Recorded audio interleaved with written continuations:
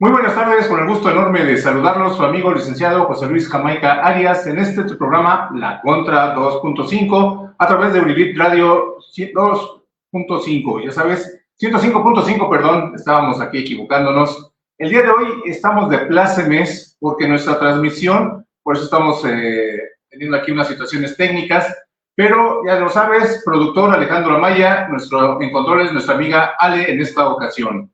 Y vamos a iniciar con lo que es nuestra editorial. La editorial es cinismo puro. Y esto tiene que ver con las recientes actuaciones de algunos integrantes de un partido Guinda, porque no les voy a hacer promoción, porque luego se quejan y se quejan bastante, en el sentido de que hay una situación de una delegada del bienestar que hizo una fiesta donde hizo uso de una torre de champán, y entonces completo y totalmente contrario a lo que son las situaciones propias de los postulados de este partido político.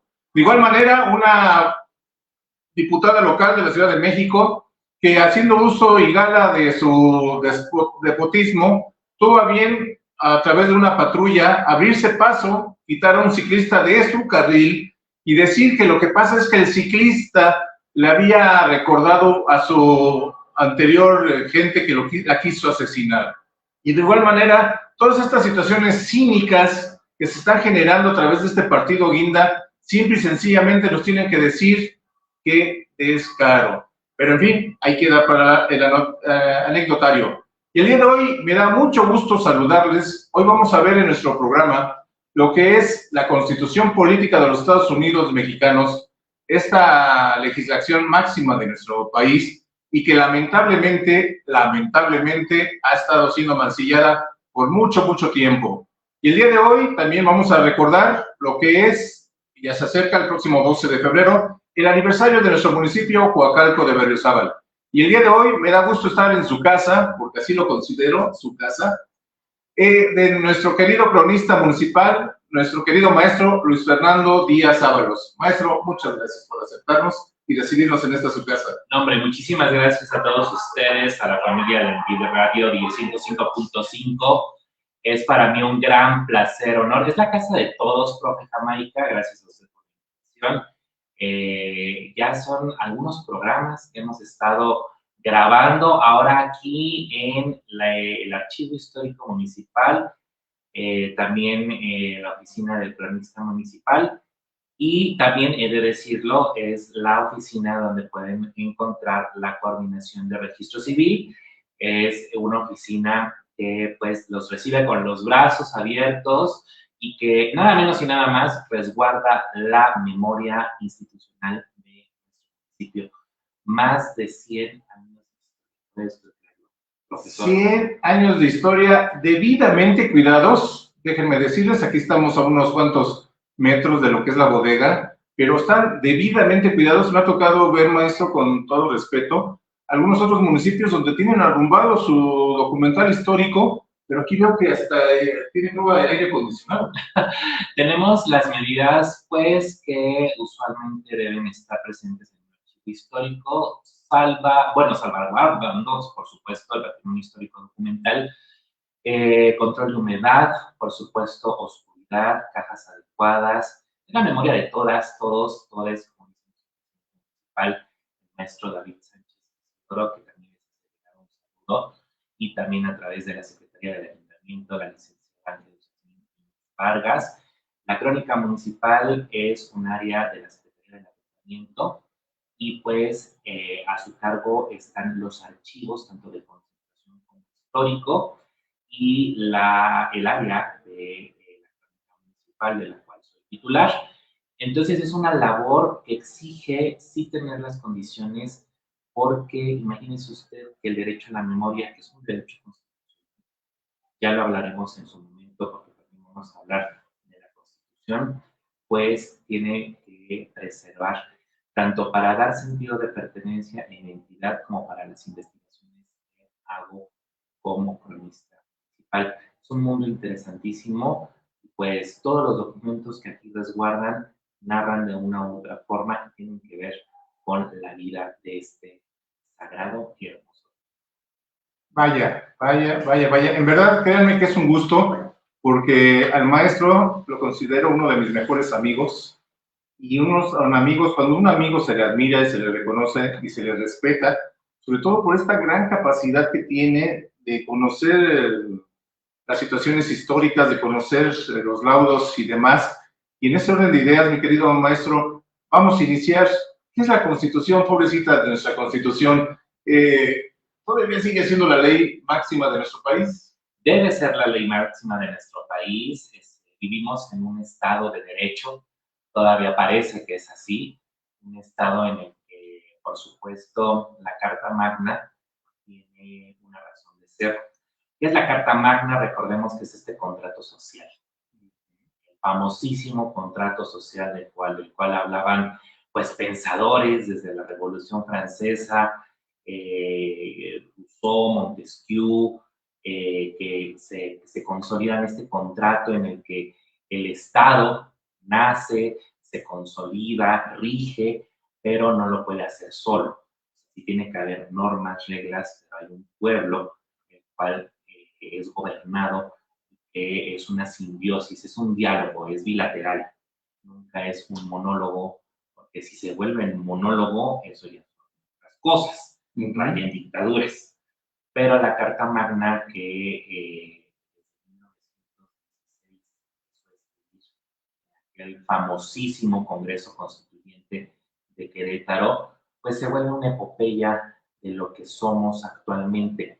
Sí habrá que cuestionarse si la Carta Magna que nos rige está a la altura de las circunstancias de un México del siglo XXI y que sobre todo todas esas enmiendas que tiene responden a una realidad que pues fue, recordemos que fue creada a principios del siglo XX y más de 100 años después pues somos un México totalmente diferente. Esas sí son las preguntas que podemos hacer. Tal vez ahí sí las preguntas abiertas serían, ¿vale la pena que en dado caso se volviera a realizar un Congreso Constituyente?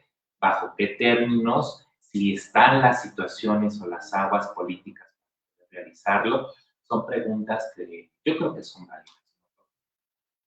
Sí, son válidas, maestro, pero ante una confrontación política como la que está viviendo nuestro país, recordemos que la Constitución de 1917 tenía maderistas, carrancistas, villistas, que sobrevivieron a muerte y aún así lograron sentarse y dictar lo que son los preceptos legales de nuestra nación el día de hoy. Así es, había consensos y había una altura política, había una responsabilidad política, había una ética y una moral social.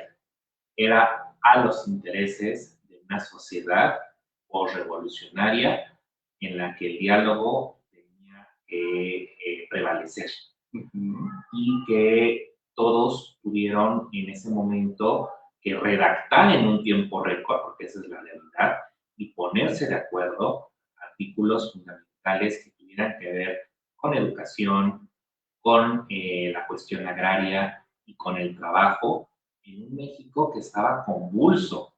Sí, la Carta Magna, aquí les voy a enseñar un ejemplar, este es un facsímil de nuestra Constitución de 1917, íntegro de la original, que está resguardada en la bóveda de seguridad del Archivo General de la Nación. Se realizó este ejemplar de aniversario, que es un ejemplar bellísimo, un ejemplar que yo en lo personal resguardo con mucho cariño y que está escrito de forma manuscrita y que trae todo el sentir y sentimiento de los constituyentes de aquel 1916-17. Más bien la pregunta es, ¿nuestros actuales congresistas o nuestro cuerpo político estará a la altura de los constituyentes que en algún momento redactaron esta? Así usted la mención, mi querido maestro, y se lo refiero atinadamente. Montesquieu, varias gentes que fincaron el quehacer y el pensamiento social, y estamos viendo una situación muy curiosa en el sentido de que en el aniversario de la Constitución Política, pues resulta que vimos a una mujer egresada de una de las universidades más digamos, representativas de nuestro país, limpiándole los zapatos al presidente de la Suprema Corte de la Nación, diciendo que era para una situación estética. Pero a final de cuentas, creo que ahí va su pregunta, la respuesta, ¿no, maestro? Estamos muy ambiguos en nuestra clase política. Así es. No debemos olvidar que obviamente tenemos unas circunstancias muy diferentes también a las de 16-17, pero creo que hoy tenemos más herramientas para comportarnos a la altura de las circunstancias. Pero me da la sensación que, no quiero ocupar la palabra retroceso, pero sí creo que falta de compromiso lato, real. No el poder por el poder, sino un sentir realmente social. Que sea la Carta Magna, que sean los artículos los que rijan esa moral, esa ética hacia el quehacer político, que no sean debates que caen ya en unas circunstancias realmente absurdas, que ya caen en esta parte de un nivel pues paupérrimo al que, por ejemplo, un Pallavicini, un Luis Manuel Rojas, incluso el propio presidente de la República, bueno, en ese momento era el primer jefe del ejército constituyente, don Venustiano Carranza, que si usted quiere un día ver a un Venustiano Carranza caracterizado, contrate al maestro Jamaica, créanme que un día se caracterizó y estábamos viendo al mismísimo primer jefe del ejército constitucionalista. El parecido era impresionante, yo ahí en ese momento sí me quedé boquiabierto, pero dado este corchete cultural, creo que los debates en ese momento fueron muy acalorados. Ustedes los pueden leer, ¿eh? En línea se encuentran los libros de debate del Congreso Constituyente y para que vean qué se discutía, cómo eran esas sesiones. Ahorita vamos a dar datos más específicos porque no se hizo solo, o sea, no eran que llegaran los diputados, los congresistas, constituyentes a hablar y discutir. Había todo un cuerpo de asesores, había un cuerpo de trabajadores legislativos que ayudaban desde abrir la puerta del Congreso en la ciudad de Querétaro hasta comprar papel, pluma, máquinas, poner a la disposición de ellos en un México que pues estaba realmente en una situación muy, muy complicada, los recursos para poder redactar este texto y que el día en el que se discutieron, los días que se discutieron artículos tan importantes como el tercero, estuvo presente el primer jefe del ejército constituyente, porque el 1 de mayo del 17, perdón, él es nombrado presidente de la República, pero antes era primer jefe constituyente. Ahí déjenme hacer un corchete.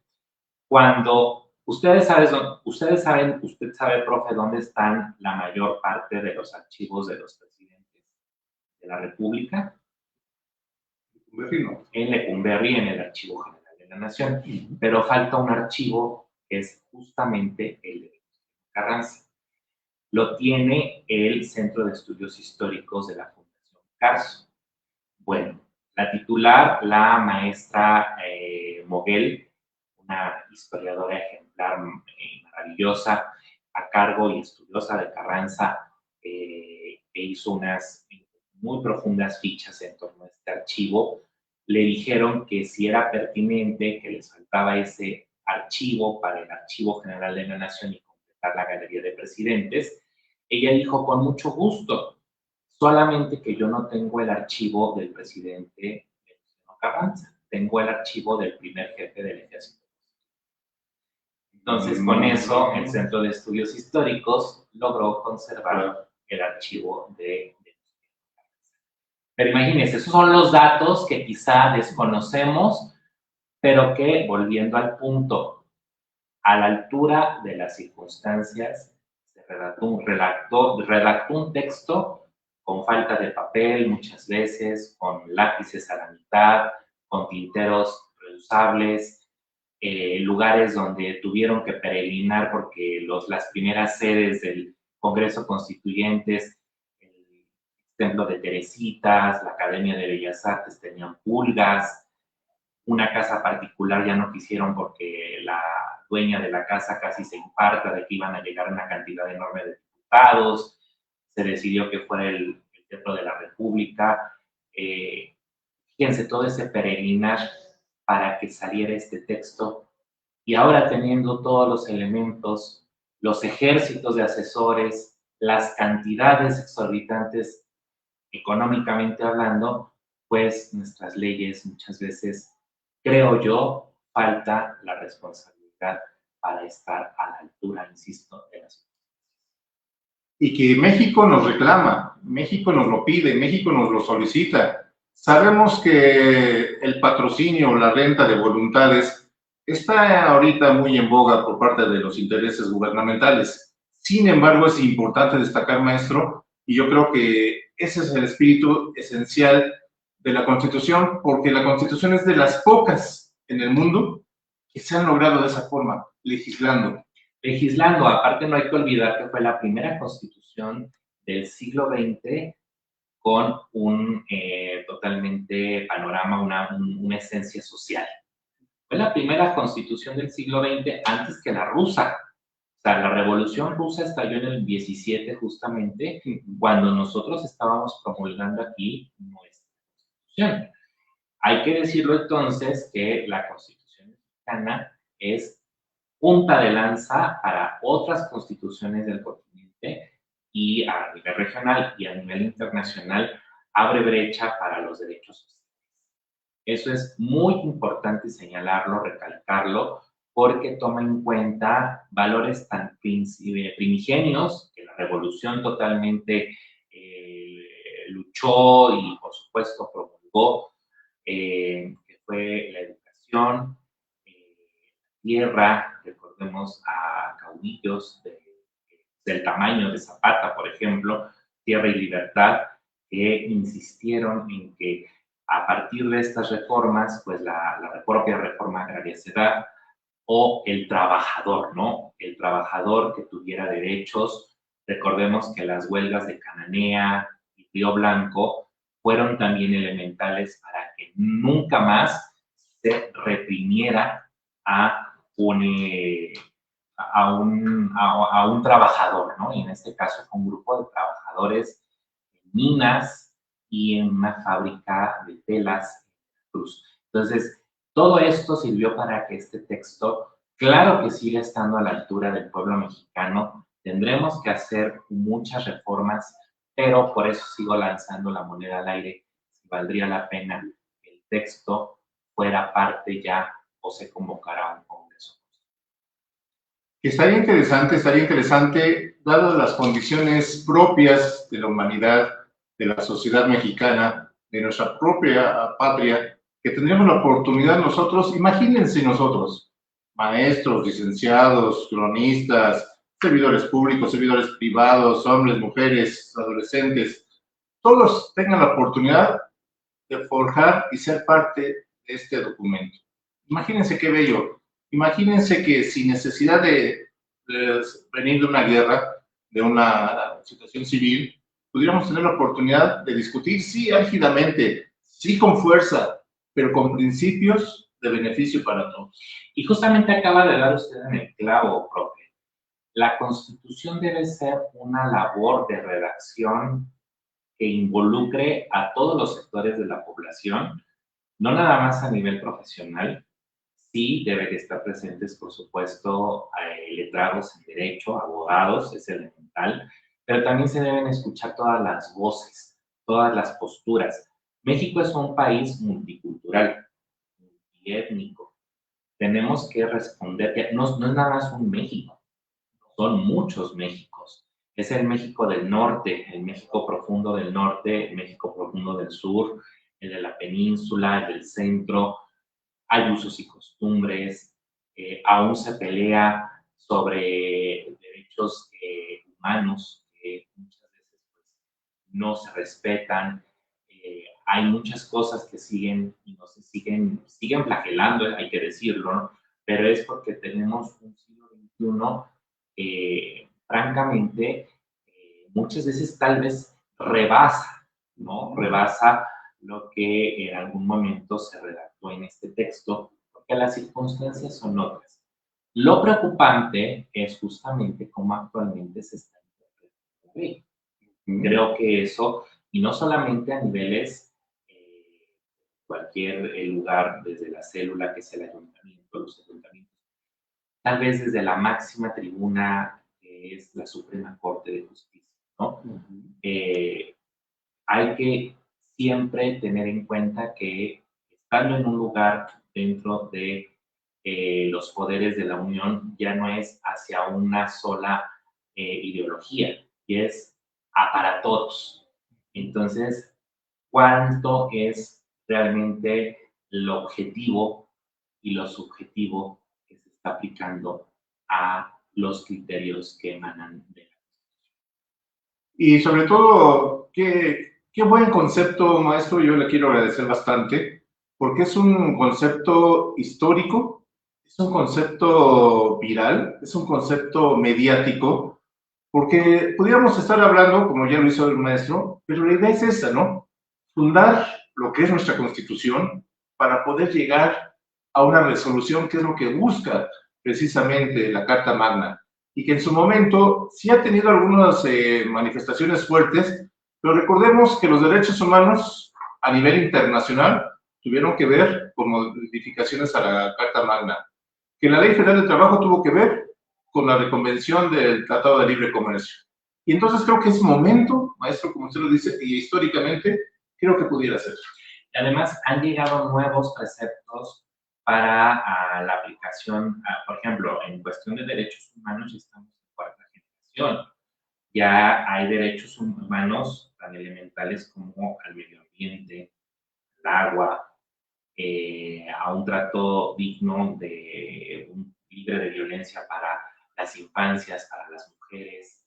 Obviamente, la transparencia y el acceso a la información se convierten en derechos humanos, cosa que en ese 1917 no es que no tomaran en cuenta, simple y sencillamente no se hablaba de ello o no existían tal vez todavía las discusiones para esos conceptos. Tuvo que avanzar el siglo XX, llegar a muchas otras partes para poder elevar los derechos humanos a estos nuevos paradigmas, a estos nuevos dogmas, a estas nuevas necesidades del pueblo de México, y que día a día avanza. Por eso insisten mucho los constitucionalistas. La Constitución es un texto orgánico, está vivo, no es letra muerta. Aunque para muchos quisieran ser letra muerta, no es letra muerta. La Constitución se vuelve cada día más orgánica, necesitan atenderse artículos. Si vemos las modificaciones que se han hecho a los artículos, algunos es realmente una cadenita infinita de modificación tras modificación, ¿no?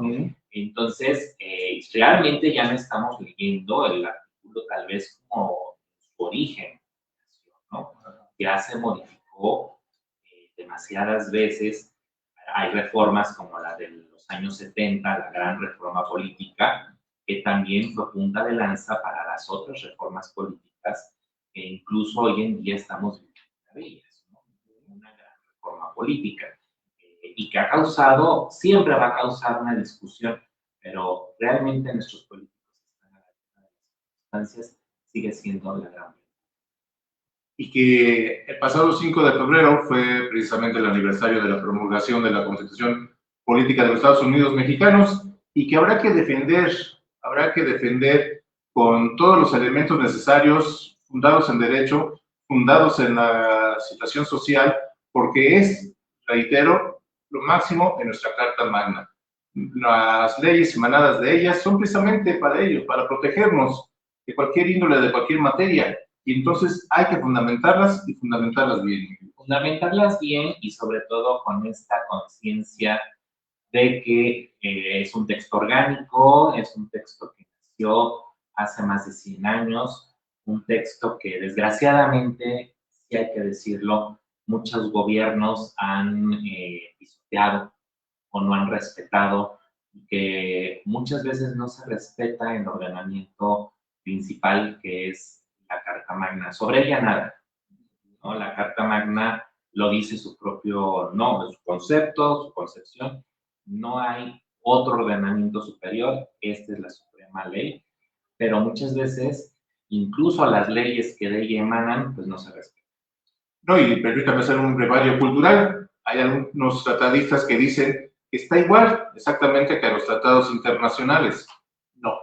Sí está en el concepto en una misma distancia, pero siempre se hará valer la ley máxima que es nuestra constitución política. Así es. Una constitución que valdría la pena ver cómo ha envejecido. Yo sigo insistiendo que pues tiene muchas enmiendas, bueno, tiene muchas también modificaciones, adiciones, discusiones, cada congreso le pone parte de sus, pues no solamente ideales, sino que también responde al momento político.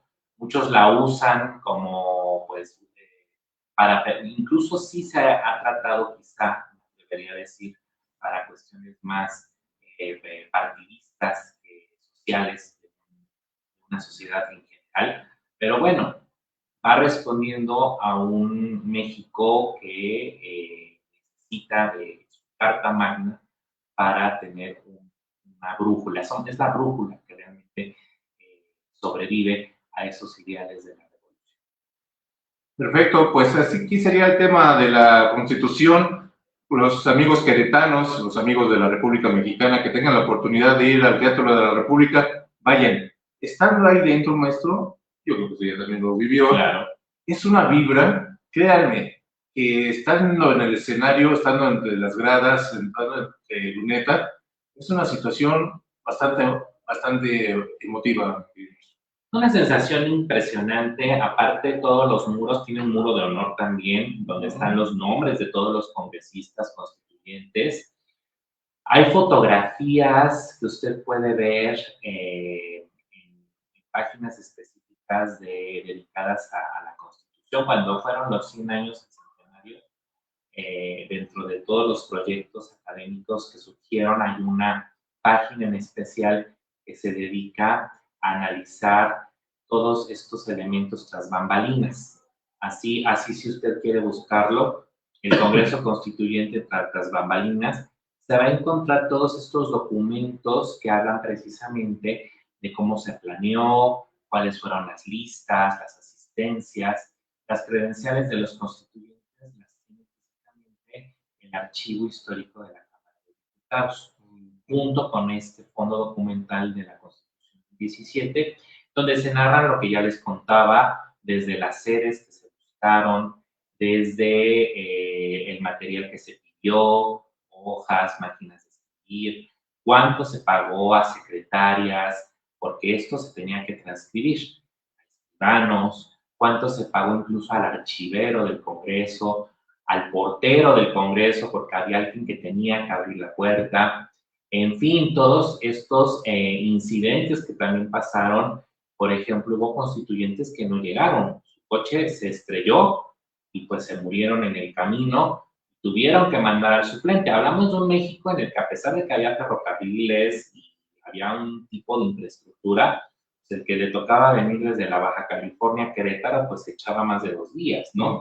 El que venía desde Yucatán, el que venía desde Chiapas, fue toda una epopeya, un peregrinar para que ellos pudieran estar, también el presupuesto para alimentarlos, para hospedarlos, para que estuvieran ahí los meses desde noviembre hasta febrero en este arduo pues, ecosistema legislativo en el que se sesionaba tanto en la mañana como en la tarde. Entonces ellos no perdían el tiempo. Mañana, tarde, lunes, martes, miércoles, jueves, viernes, sábado y domingo, ellos estaban ahí. Incluso en Navidad estuvieron presentes ahí discutiendo porque era urgente, primigenio, que se aprobara este. Y Venustiano Carranza fue muy preciso. Quiero que se decrete el 5 de febrero. Acordémonos que teníamos una constitución, la de 1857, que también se sancionó un 5 de febrero por Benito Juárez. Entonces, Carranza dijo, esta constitución, que es la modificación al texto del 57, tiene que quedar el mismo día. Entonces iban a construir.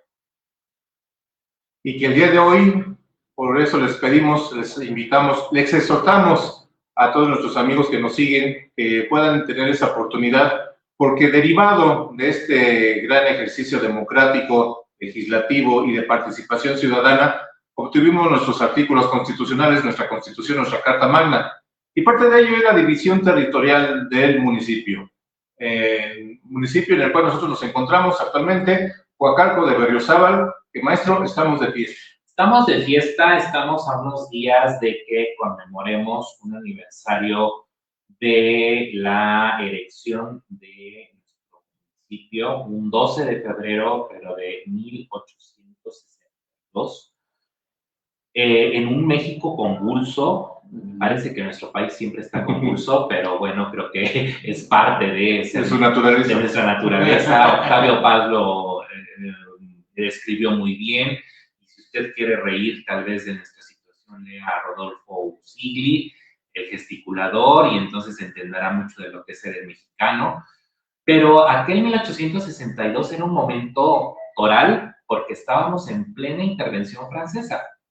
Teníamos de gobernador interino a el excelentísimo general Felipe Vinicio Berriozábal, un hombre de su tiempo, un hombre que supo adaptarse a las circunstancias y que en ese momento, por demandas también del pueblo de Coacalco y de la Magdalena, Huizachitla y de San Lorenzo de Tixtac, pudieron los vecinos elevar la petición de que nosotros nos hiciéramos municipalidad.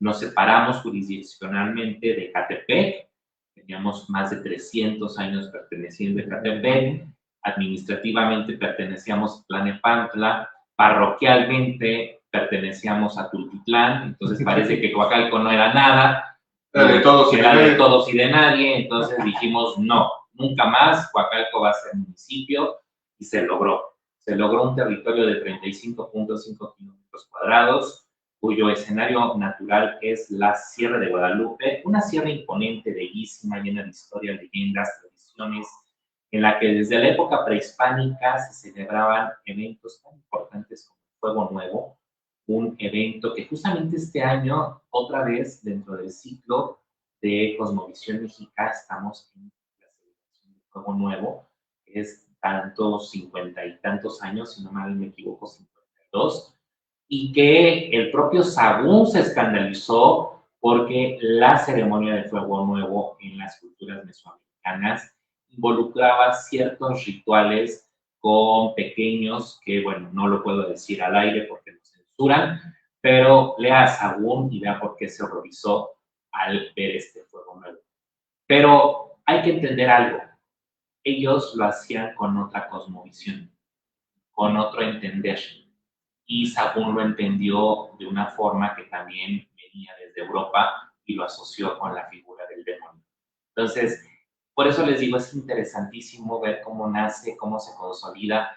Cumplimos años de municipalidad el 12 de febrero de este año, pero tenemos más de 10,000 años de historia propia. Más de 10,000 años de historia. Estamos hablando los mamuts de San Lorenzo, estamos hablando de los perfiles basales que están aquí en la cabecera. No sé cuánto tesoro hay aquí, ¿no? Híjole, aquí hay tesoros. Para empezar, nuestro mayor tesoro somos los papeles.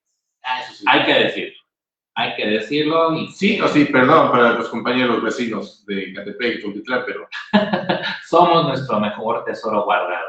¿Por qué? Porque nosotros conservamos la memoria, la oralidad, y somos los que actualmente vivimos y hacemos papel. Eso es la realidad. Pero tenemos más de 10,000 años en los que, fíjense ustedes, aquí fuimos paso de mamuts.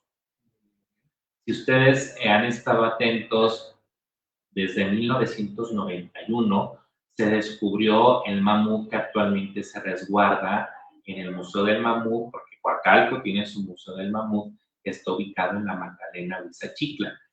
Ahí usted va a poder ver este ejemplar, que en realidad son 3 ejemplares que armaron uno, y se encontraron en los años 90, principios, en la laguna, muy cerca del Parque Residencial Coacalco. La excavación estuvo a cargo del Instituto Nacional de Antropología e Historia, tuvieron que ver arqueólogos importantes como el arqueólogo Luis Córdoba Barradas, un estimado amigo mío, también cronista de Tultepec, que por cierto está próximo a inaugurarse el Museo de Tultepec del Mamut. Ya van a tener su museo también del Mamut restaurado y modificado. Entonces, envidiosos. Vida de la abuela. Y justo 10.000 años en los que también había tigres dientes de sable, osos gigantes, armadillos enormes, una fauna del Pleistoceno, pero ya había homínidos, ya había Homo sapiens sapiens, y en estas tierras congeladas se encontraron y se han encontrado restos de mamuts. Qué bello, qué bello. Para los que no conocen Coacalco, hagan de cuenta que es una combinación entre París, entre Barcelona, entre Nueva York, no es cierto. Berlín. Nuestro municipio es muy bonito. Es muy bello. Miren, Coacalco tiene la gran ventaja de ser parte de la Sierra de Guadalupe. Nosotros tenemos gran parte de nuestro territorio formamos parte de la Sierra de Guadalupe. De hecho, el cerro más alto, Cuautepetl, Cerro del Águila, es el escenario natural para cualquier coacalquense que se levanta todos los días y ve hacia el cerro, hacia nuestra bellísima sierra. Y tenemos el pequeño Xolotl, que es el Ave María, que apenas el año pasado se cambió la imagen de María Auxiliadora y que a partir de la llegada de los salesianos a este municipio, pues el culto a María Auxiliadora, que en mayo es su fiesta, pues se consolida. Entonces tenemos este escenario natural lleno de fauna, flora endémica y que nos galardona con un pulmón. En la Sierra de Guadalupe, realmente el norte de la Ciudad de México, y si no es que toda la Ciudad de México y el Valle de México y el Valle Cuautitlán-Texcoco, pues nos moriríamos, porque es una cantidad enorme de metales pesados derivados del smog, y la Sierra de Guadalupe contiene eso. Y por eso también es nuestra responsabilidad, y se ha hecho en esta administración mucho énfasis en la conservación de nuestra sierra y programas de reforestación, y me entero que hay incluso nuevos programas para polinización.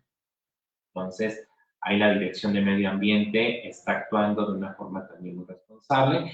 Hemos participado en tareas de reforestación y es importante que conozcamos nuestro entorno, pues, también para habitar. No somos los únicos que vivimos aquí. Hay cacomixtles, hay víbora de cascabel, hay acacias, árboles de tipo muy específico, endémico. Entonces, si nosotros entendemos nuestro entorno, podemos. Y sobre todo Coacalco, recordemos un saludo a todos nuestros amigos de Los Héroes y Hacienda Coacalco.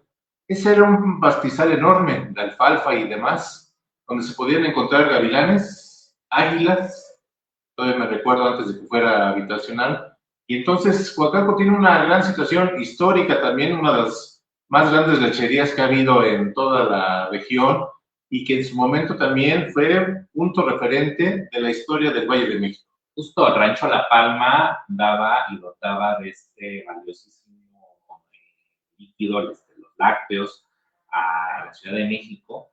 Rancho La Palma era un referente, sigue siendo recordado como la gran lechería del norte del Valle de México, y responde también a la tradición ganadera de esta zona. Vacas que se trajeron de Suiza, que se cuidaron y daban un producto extraordinario. Y bueno, también hay que regresando un poco a nuestros orígenes, ya creo que también hay muchos comentarios, profe. Uno de ellos dice, y me congratula mucho que hablemos un poco del Códice Coacalco. Nuestro amigo Mario Arturo nos lo propone. El Códice Coacalco, bueno, para empezar, Coacalco tiene un códice de la época virreinal, de este grupo de códices que se llaman Texaloyan, Xaloyan, que mandó a hacer un virrey, el virrey de Mendoza, para conocer sus tierras y sobre todo tener pues un conocimiento más exacto de lo que eran cada uno de los señoríos y cómo habían sido ahí ciertas labores. Estos códices se replican en varias partes del centro de México, en la zona de Morelos, en la zona de Hidalgo y aquí en la zona del Estado de México. Y nuestro códice se divide en dos partes. Si usted lo quiere consultar, simplemente googlee Coacalco Codex y va a poder consultarlo en alta definición. El original se encuentra en la Universidad de Tulane, en Nueva Orleans, en la Latin American Library. Ahí está el original. Ellos ya lo digitalizaron y les vuelvo a repetir, ahí lo pueden consultar en Google, Coacalco Codex. En alta definición van a poder ver cada una de sus láminas. ¿De qué va el Códice Coacalco? Se divide en dos. Por un lado, habla de las genealogías de nuestro municipio en la época mesoamericana, de estas batallas, estas guerras que se dieron hacia el año 1325-26, en la que incursiona Coacalco 1321 y que habla los anales de Cuautitlán, lo menciona, y sobre todo de gobernantes tan importantes como lo es Tlema Malitzi. Y ahí les va. Coacalco tiene la única calle en el planeta Tierra que se llama Ixtlemelixtle. Es comprobadísimo, tendríamos que tener ese récord Guinness porque es la única calle en el planeta Tierra con ese nombre. Y es una conjugación o es un juego de palabras entre Tlema Malitzi y el ixtle, que es pues esta fibra natural que se cultivaba aquí. Justamente en esa calle, arqueológicamente se sabe que ahí vivió ese gobernante. La presencia chichimeca estuvo en esta zona, la presencia teotihuacana, tolteca y mexica, y esto da pie a que esta primera parte del Códice Coacalco hable de estas genealogías nobles de la época mesoamericana o prehispánica. Y la otra parte habla de la evangelización. Se supone, no sabemos a ciencia cierta, pero se describe que incluso podría caber la posibilidad que el mismo Hernán Cortés pudo haber venido a bautizar a principales de esta zona. No lo tenemos con certeza verificado, las crónicas también de la época no son muy claras específicamente en este punto, pero el códice lo mencionará y es una fuente histórica, entonces sí o sí se tiene que tomar en cuenta. Es muy interesante, es un códice cuyo estudio hizo en su momento Faustino Chimalpopoca, lo tradujo al castellano y esa copia en papel de ese significado me la hizo llegar la directora de la Latin American Library aquí al Archivo Histórico Municipal. Cuando ustedes quieran la pueden consultar. Entonces son parte de nuestras cosas. Ya estamos casi llegando al final de nuestro programa, mi querido maestro, y quiero que nos comente, nos platique un descubrimiento que él, en su talento, en su valía, en su profesionalismo, en su pasión por esto, ustedes lo están escuchando. Yo estoy muy emocionado aquí con todo él, pero es que se siente esa vibra. Somos, y usted lo descubrió, mi querido maestro, que somos heroica ciudad de Coacalco. Somos la heroica ciudad de Coacalco y les vamos a decir por qué. Qué bueno que toqué ese punto. Déjenme decirles que Coacalco dotó de alimentos a las tropas mexicanas durante la intervención francesa. Nosotros mandábamos alimentos en estos momentos difíciles, complicados, y eso automáticamente nos pone en el panorama de ciudad heroica, porque nuestros pobladores, a pesar de las carencias que en esos momentos se tenían, lograron hacer esta labor. Está registrado en fuentes documentales precisamente resguardadas aquí en el Archivo Histórico Municipal que habla de un pueblo que siempre ha sido el coacalquense dadivoso. Si nos distinguen, ahí sí tengo que reconocer. Somos muy dadivosos, somos muy desprendidos. Cuando usted viene a Coacalco, tenga la certeza que se va a sentir en casa. Muy solidario, muy empático. Justo. Muy empático, y entonces es una invitación que vengan a conocer Coacalco. Coacalco, ustedes llegan por la 16 de septiembre, pueden dejar ahí su vehículo, porque este municipio se está caracterizando por ir en desarrollo, porque no solamente tiene que estar, si es un municipio pequeño, atento al desarrollo de lo demás de la zona, no. Coacalco es el único de los municipios que está modificando sus calles, repavimentando, arreglando, está construyendo unas obras viales que realmente van a ser en beneficio. Pero ustedes, históricamente hablando, pueden venir el 16 de septiembre, maestro, y se van a preguntar, y aquí nos lo va a contestar el maestro, ¿por qué la capilla principal de San Francisco de Asís de Coacalco, cabecera, está tan elevada?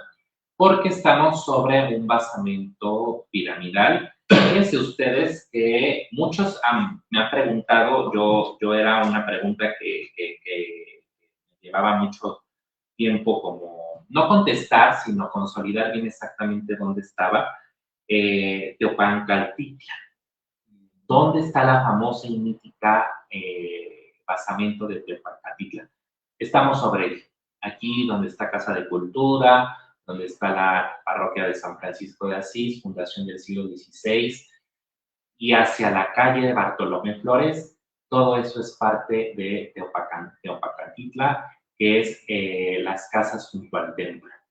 Entonces nos habla de que aquí hubo un adoratorio, un templo muy importante, cuando todavía éramos lago, cuando era la parte de Jaltocán.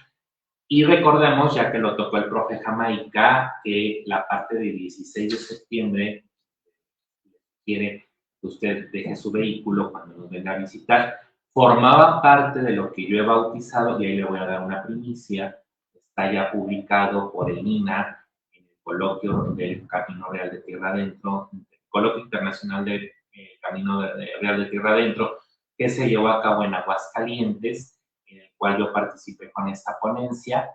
Puse a Coacalco dentro del itinerario del Camino Real de Tierra Adentro, Patrimonio de la Humanidad por la UNESCO. Ya salió publicado, cuando esté publicado va a ser... Pues de chiquito. Fuimos parte del Camino Real de Tierra Adentro, yo bauticé este itinerario como el Ramal de la Serpiente, y Coacalco para la UNESCO forma parte de este. Qué maravilla, maestro, la noticia que nos acaban de dar a través de Univit Radio. Exclusivas. Exclusiva, 105.5. Ahí está, un camino que nosotros incluso hasta luego le damos vuelta por el tráfico, pero así somos los coacalquenses. Nos da mucho gusto convivir, circular, estar día a día con nuestros compañeros vecinos, nuestros amigos, porque nos conocemos la gran mayoría. Entonces, realmente, maestro, qué maravillosa noticia. Fíjese que sí me emociona mucho, y también me emociona mucho la cantidad de mensajes que están llegando. Hay mensajes realmente puros amigos, estamos aquí entre amigos. Univit Radio es de amigos. Y miren los mensajes, saludamos a Miriam Cruz, a Socorro, que nos escriben, a Giselle de la Cuesta, consultoría integral, a Mari Galán, Nancy Paniagua, Leti Mota Carrillo, Ivonne Castañeda. Muchas gracias. Creo que aquí la fortuna es tener a un titular como lo es el profe Jamaica, que pues yo más bien soy aquí pues afortunado de que me deje expresar pues toda la riqueza que tenemos. El agradecido es siempre, y créame, maestro, que para mí es un gusto, vuelvo a decir, yo lo puedo decir con toda honestidad, una bendición mayúscula el contar con la amistad de un gran ser humano como lo es el maestro, porque créanme, cada saludo que nos encontramos es para yo aprender algo. Maestro, usted sabe de esto, maestro, usted sabe de otro, y yo, es una gratitud con la vida que tengo, de poder honrarme con su amistad. Y pues, ¿algún mensaje final, maestro? Pues mire, usted lo acaba de decir, lo que hace el saber y nos une es la amistad. Yo también tengo el privilegio de contar con la amistad invaluable del profe Jamaica, un coacalquense, un hombre digno, a la altura de las circunstancias, y que esta labor de divulgación, uno, no es fácil, dos, siempre se aprecia, y tres, creo que hacemos una gran comunidad. Agradezco nuevamente la invitación. Esta es su casa, el Archivo Histórico Municipal, la Oficina del Cronista.